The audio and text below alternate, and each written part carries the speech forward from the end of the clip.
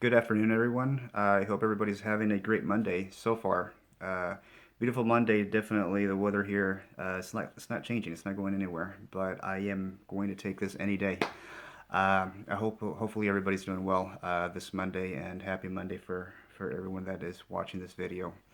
Um, as promised, I'm going to. This is my next video. As promised, in my last video, I was going to do this at least on a weekly basis. I went for a small short trip vacation, family vacation per se, and I'm back. Just had to take a little breather there, but I'm back. I'm back to doing what I love to do, which is basically sharing out, right? Stuff that I learned throughout my life, church, speeches, sermons, motivational speeches, whatever you want to call it. I learned a lot, and I want to be able to share it out to everyone. But before I jump into the overall presentation, I guess I just want to mention the tragedy that happened yesterday in a beautiful state of Texas, Sutherland Springs. I just wanted to. I'm a strong believer that if a message is there, and a message that comes from definitely comes from God, it can be reached, right? In whatever fashion, form, the message can be portrayed. But I think that the message can definitely go to places that us as human beings, we can ever imagine. Who knows? Maybe somebody that's been touched by what happened yesterday. Maybe they will see this. But one thing I want to say is hopefully all of us can unify, as brothers and sisters, and be able to keep these people in our prayers, keep these people in mind. One thing I want to say as a believer myself as well is that throughout the story of humanity, God definitely has kept His promises. And I want to share with you a verse currently talking about what happened yesterday, a verse that goes with what happened, right? These people died in the worship. These people died in the house of God. But there's one verse that I like so much. That's in First Thessalonians 4:16, and it says the following: "For the Lord Himself will descend from heaven with a shout, with the voice of an archangel, and with the trumpet of God, and the dead in Christ will rise first." The dead in Christ will rise first. These people that died yesterday, unfortunately, they were worshiping God. They were in God's house. And again, going back to the promise, right? Going back to God fulfilling the promise, God definitely never forsakes us. God definitely keeps His promise, and that's one thing that I wanted to bring up. That there's hope. That there's hope, and these people that unfortunately lost their lives. But I hope that whoever's watching this again, we can unify our strength. We can unify our faith, whatever faith you have. We can actually keep these guys in prayers, right? Those people that lost their loved ones, their family members, or friends in this horrifying tragedy that occurred yesterday. That being said, I'm going to go ahead and jump into today's presentation. So I basically the overall title is called "Why Stay on the Ground." It's a question. Why keep on the ground? Why stay on the ground? And like I said earlier, this is a continuation of last presentation um, that I had, or that last video that I uploaded. Um, and there's a couple of stories that I'm going to talk about, and stories that I've lived and myself too, and I'm just going to combine it, and hope it works for you, and hope it helps you out throughout your life, throughout your, I don't know, spiritual life, financial life, moral life, education, academic, whatever the case, whatever you're going through right now. As it has helped me, I hope it can also help you out. So there's a verse in the Bible. Proverbs is a great Proverbs is a great book that I like to read a lot. And it says, even if the righteous falls 7 times, even if the righteous falls 7 times, it will rise. So the righteous basically doesn't remain on the floor, right? The person, the successful person, the person that has a name, a goal, or goals in life, uh, they may fall 7 times, they may fall even more, many more times, and then they will be able to actually what? They will be able to actually get up and proceed, get up and find that goal, reach that goal, right? Um, One great writer, Paul Harvey, wrote one time, but those whom history calls triumphant did not remain on the ground when they fell. So what does this mean? What does this mean? Not, these people that were successful in life, at the end of the day, I guess we're human beings and we tend to fall. The problem is that many of us tend to fall, and that's where we remained. You know, as the title says, why stay on the ground? There's an actual story that has touched me in the past. When I read it the first time a couple of years ago, and I even presented this at my old church. And every time I tell it, every time I recite it, every time I share it out, I learn something new. I learned something new in life about the story. And I'm going to actually tell you a little bit about it, and we're going to break it down in pieces as much as possible. So basically, there's a story about a guy named James, right? He had to work to be able to support his mom. And we're talking about many, many years ago. James basically needed a job to be able to support himself, to be able to support his mom. So throughout the years of looking, throughout the time he was looking, he found a farm from a prosperous farmer. You know, nowadays as we see farmers that are very very prosperous, right? I mean, you go to the village and you tell people, hey, you know what, just go to such and such that has cattle, that has a lot of or a big farm, right? I mean, he basically can provide you with a job or lend money or whatever the case is. So that's what happened with James. So he found a prosperous farmer and he went out there to actually ask for a job, find a job. So the farmer's name was Mr. Taylor. Mr. Taylor. So he found a job with Mr. Taylor. And what are the odds? I don't know if this has happened to you or not, but during those years or during that time that James was working for his employer, quote unquote, or his Mr. Taylor, um, James fell in love with Mr. Taylor's daughter. Something odd, huh? I think there was a movie about that not too long ago, a couple of years ago, where the employee falls in love on the boss's daughter, something along the lines. But that's what happened. That's what happened. He basically fell in love with his daughter. But this is a turning point about the story that I like so much, is that talking about keep in mind talking about goals, talking about go getting what you know, fulfilling your purpose in life.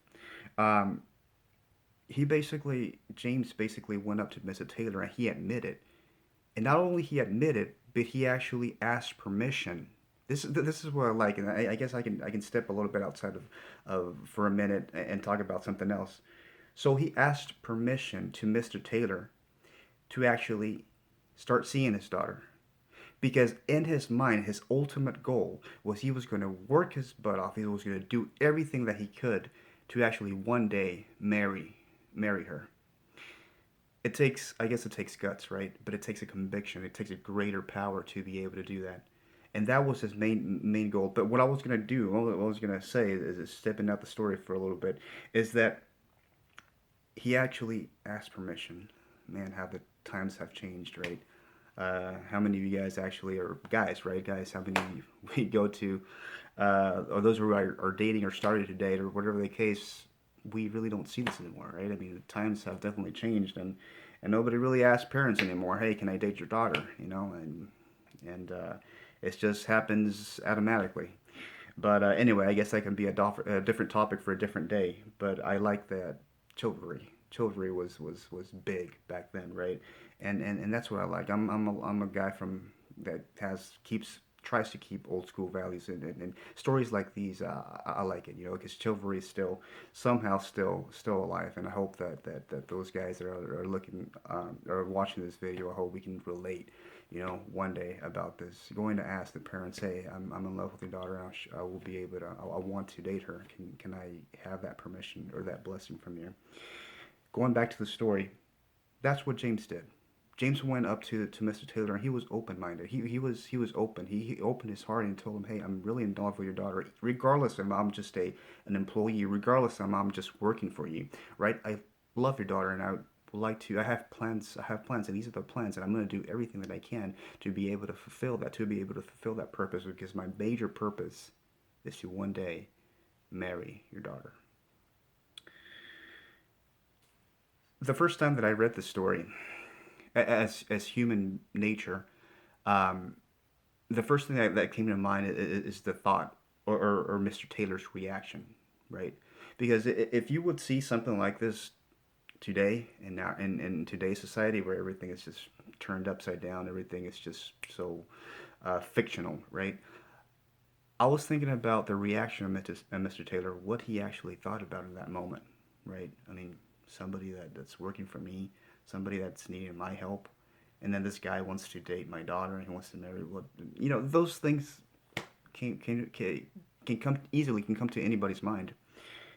My question to you, whoever's watching this video, what do you think Mr. Taylor's reaction was when James went up to him and asked him, may I date your daughter? I have plans for her, and one day my ultimate goal is to actually marry your daughter.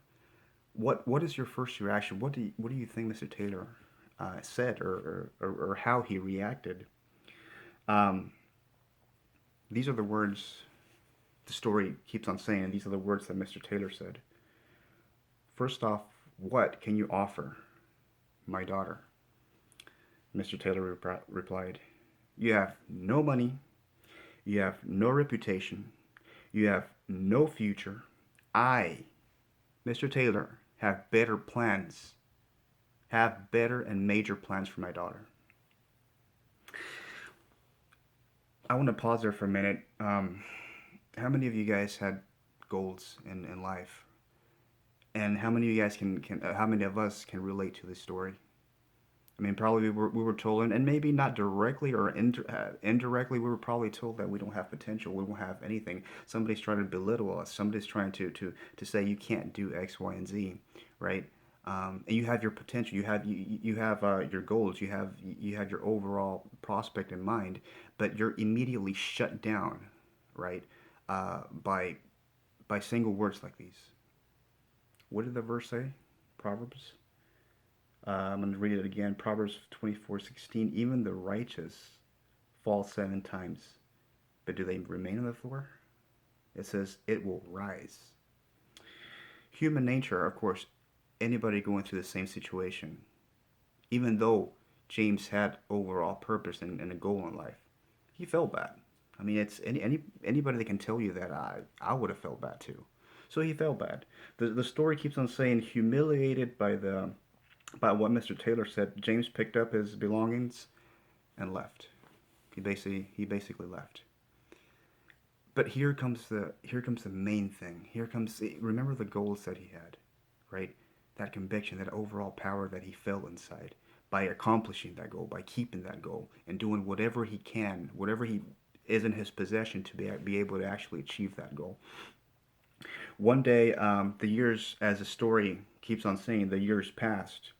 And one day, Mr. Taylor decided to knock down the old shed where James used to stay, where James used to sleep, and while he was working for Mr. Taylor.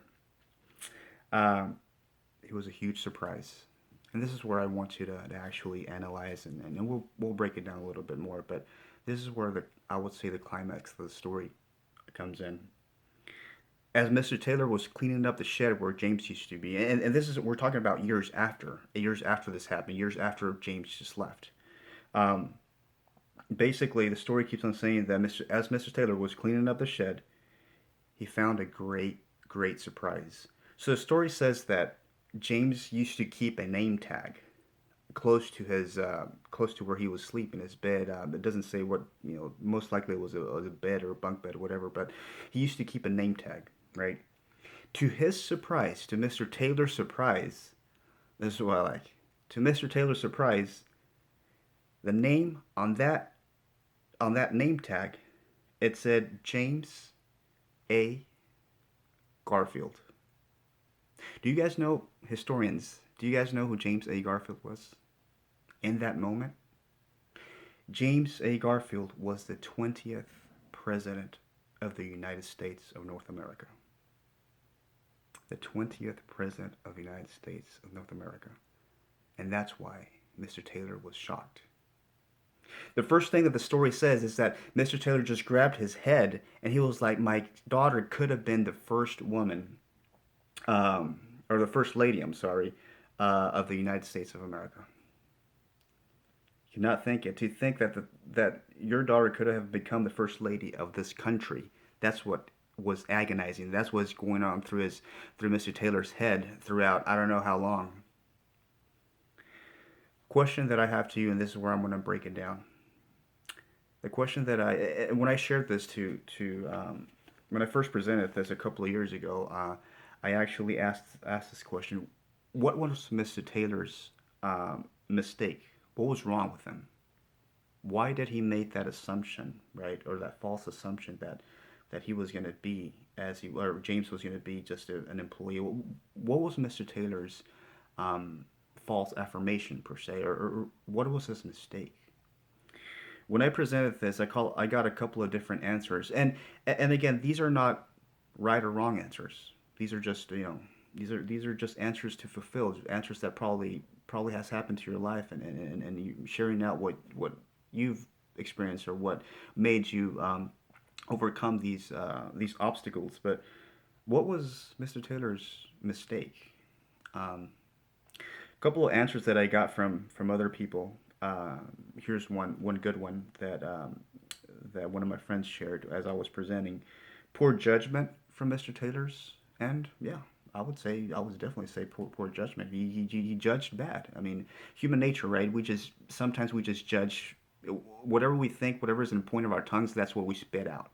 You know, and that's very unfortunately that says a lot from person. Another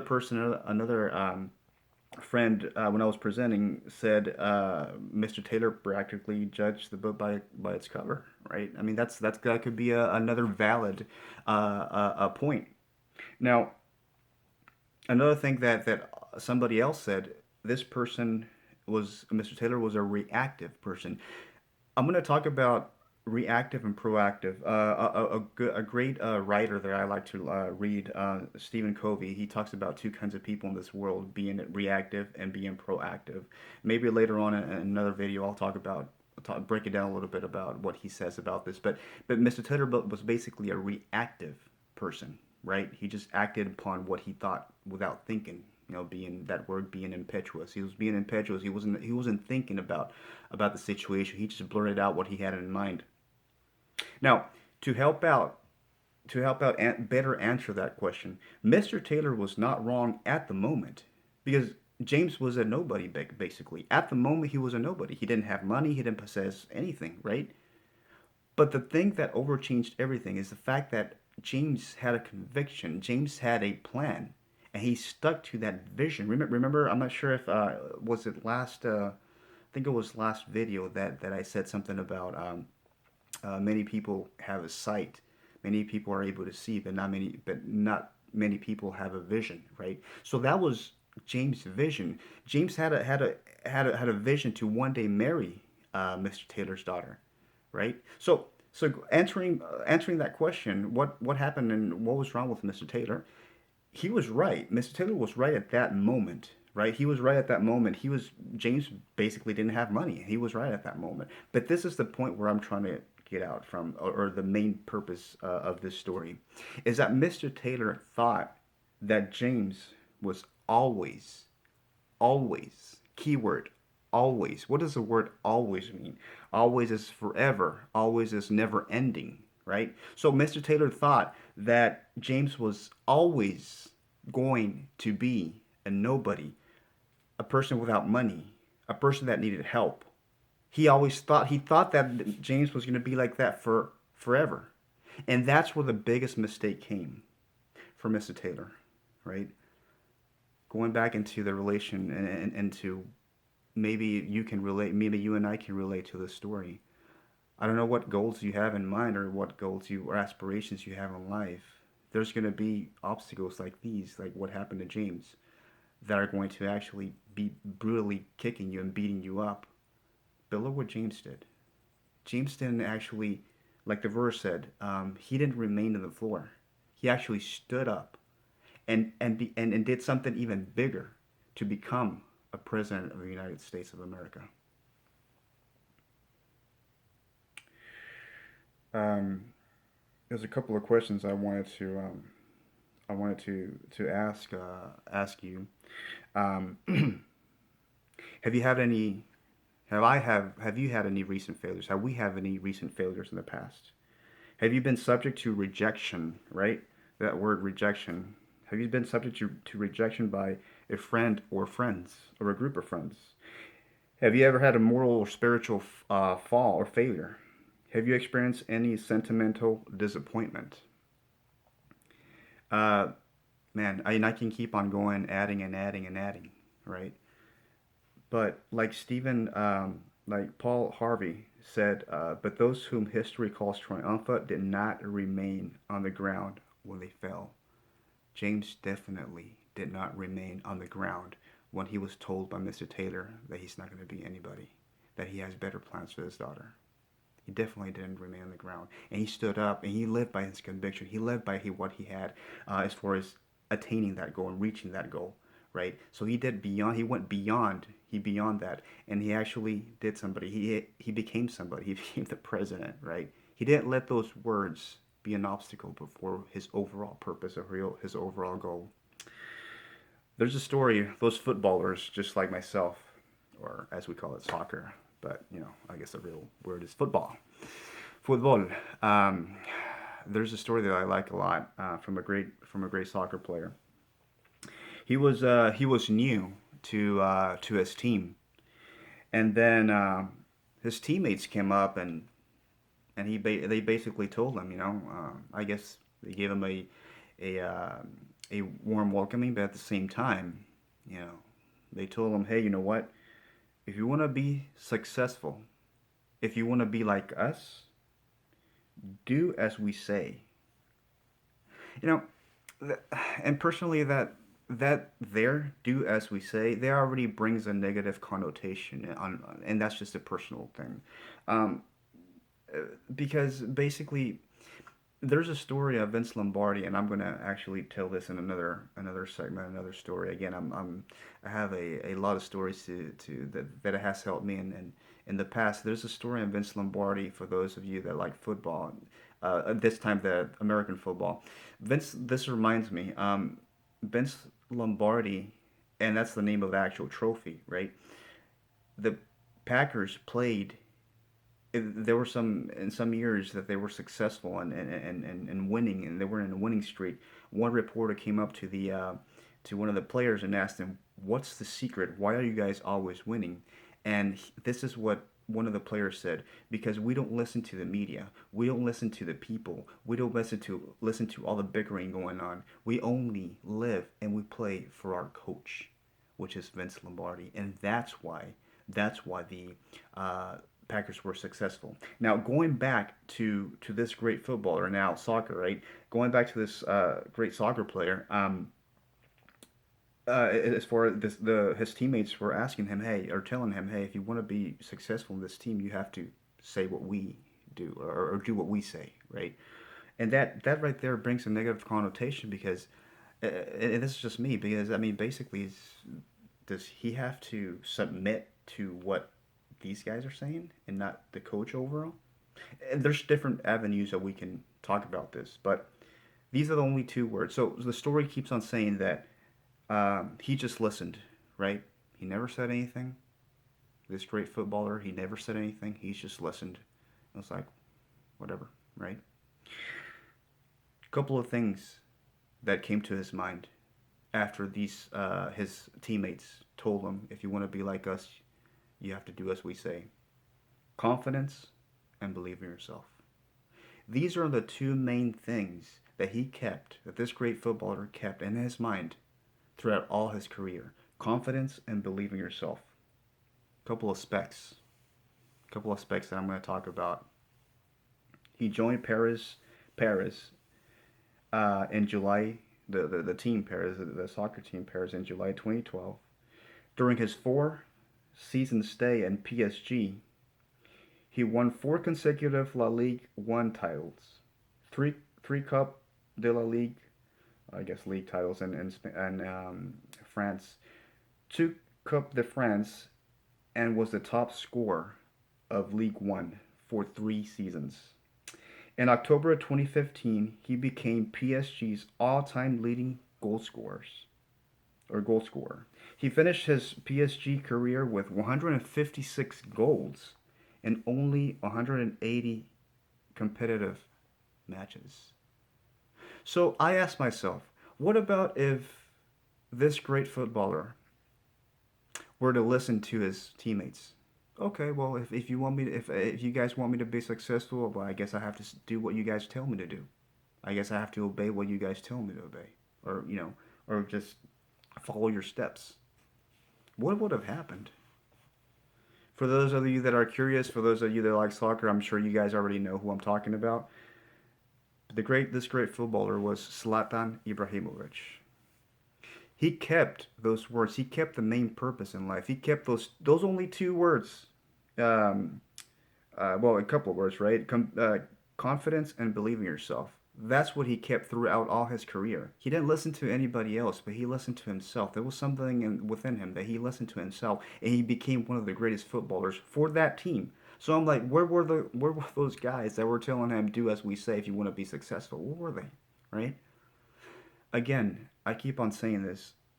I don't know what your main goal is, but if you can relate to this, if there's boundaries that you're hitting, there's walls that you're hitting, and those walls can be words, strong words from somebody else that's telling you you can't do this because you're incompetent of achieving your goals, or even unfortunately now in life we see family members that tell you, oh, you're not going to go far. I don't know how you can relate to this, but I hope that these stories can help you in whatever fashion, way, or form, like it has helped me to accomplish those goals. There's one more story, or two more actually, that I want to talk about. One more is more of a personal experience. I remember back in the college years, right? Um, uh, we had I went to a technical school for my college, and different ages, right? I mean, I was fresh out of high school, went to straight into a technical school, a technical college, and there were different ages, right? Different walks of life. I mean, different paths of life. You had different cultures too, and all in composites of the same reaching the same goal, which was to graduate and become somebody in life. Um, my friend Robert, he's a really great guy. um, he went through a lot. He went through many things. He already had a tough life going on in his life. Fighting with alcohol, fighting with cigars, fighting with all these bad habits. But he was having a rough life.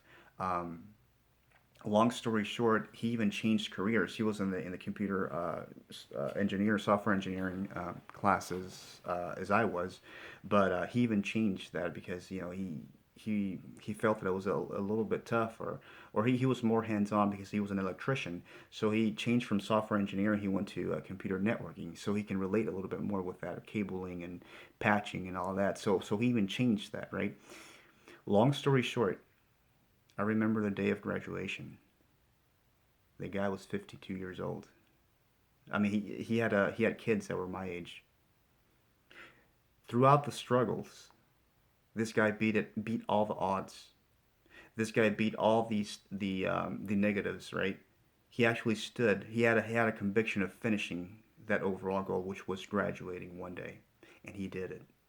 And I was proud of him. I told him, hey Robert, whatever destination takes you to, don't forget these words. I mean, don't forget this conversation, right? I ever since I haven't seen Robert. Um, so education definitely doesn't matter what age or what situation in life you're in, or what's your status in life. But once you actually meet your goal and you do whatever you can to do to achieve that goal, that's going to make you successful. That's going to make you triumphant, right? Never staying in the ground, like the title says of my presentation. Never keeping in the ground, but actually doing something to get up and fighting to achieve that main purpose of life. And that's what Robert did. Robert didn't defy anything. I mean, he didn't care about what was going on in his personal life, or what was going on in his surroundings. He actually did what he needed to do to accomplish that overall goal, which was to one day graduate, and he did. And he graduated that day with me and with my other classmates. And he beat all odds.